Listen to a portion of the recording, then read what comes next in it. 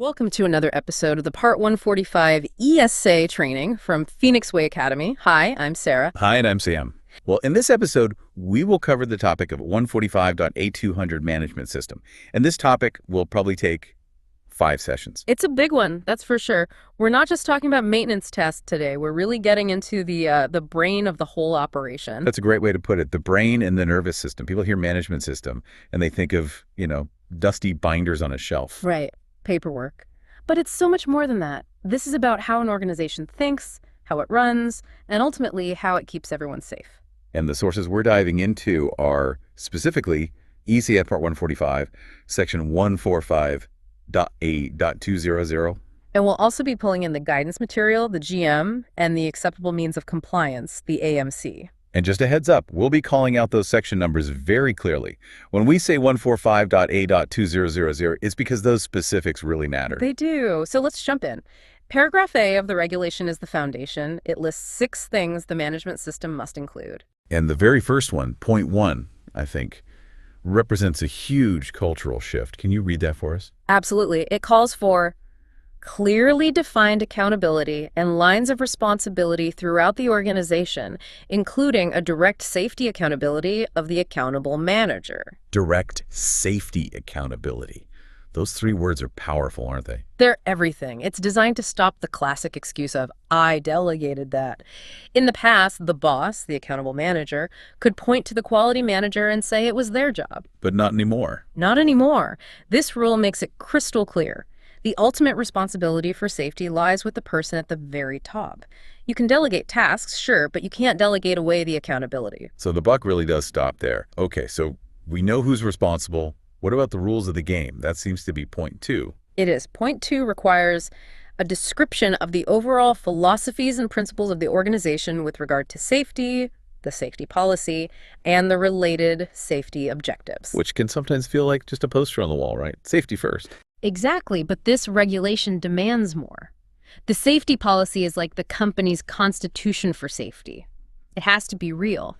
It sets the tone for every decision that gets made. So it's the how we do things around here. Precisely. Now, point 3 is where we get to the engine of the whole system. This is the proactive part. It is. It demands the identification of aviation safety hazards entailed by the activities of the organization, their evaluation, and the management of the associated risks, including taking actions to mitigate the risks and verify their effectiveness.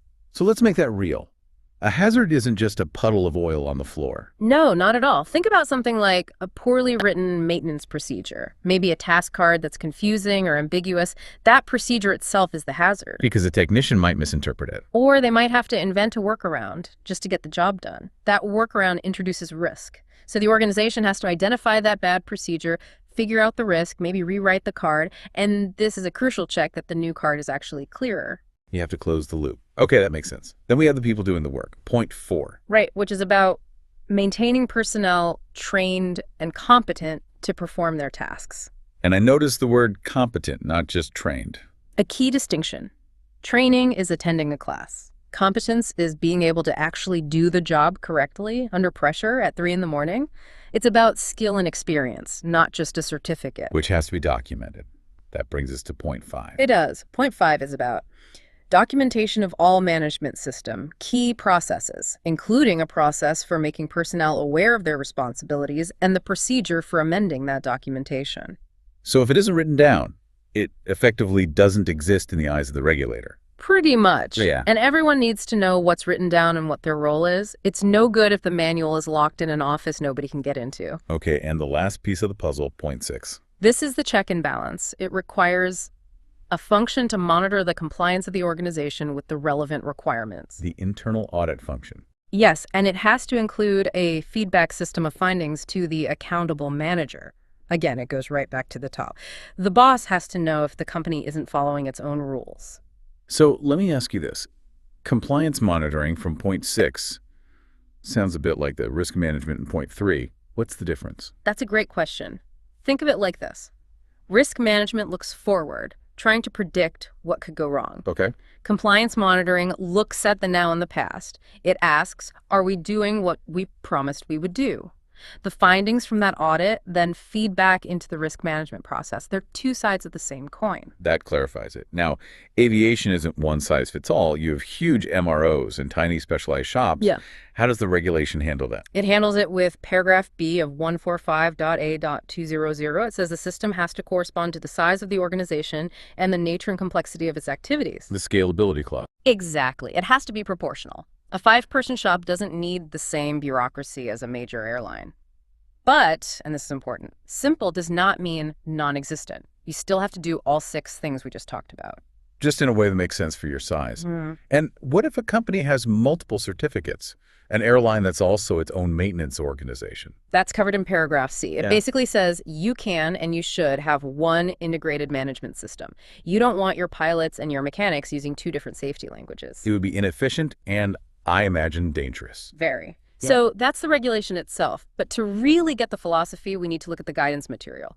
Let's open up GM1 145.A.200. The GM explains the why behind the what. It does. And right away, in paragraph A, it links everything to ICAO Annex 19 and emphasizes that proactive approach. And paragraphs B and C really double down on that integration idea, saying safety shouldn't be bolted onto the business. Right. It has to be baked in. Safety is part of the business, not a separate department that gets in the way. GM1E is interesting. It spells out what's new here compared to the old quality systems. It does. The 2 new ingredients it highlights are safety risk management, which we've talked about, and safety promotion. What exactly is safety promotion? It's communication. It's making sure the lessons learned from a safety report don't just sit in a manager's inbox.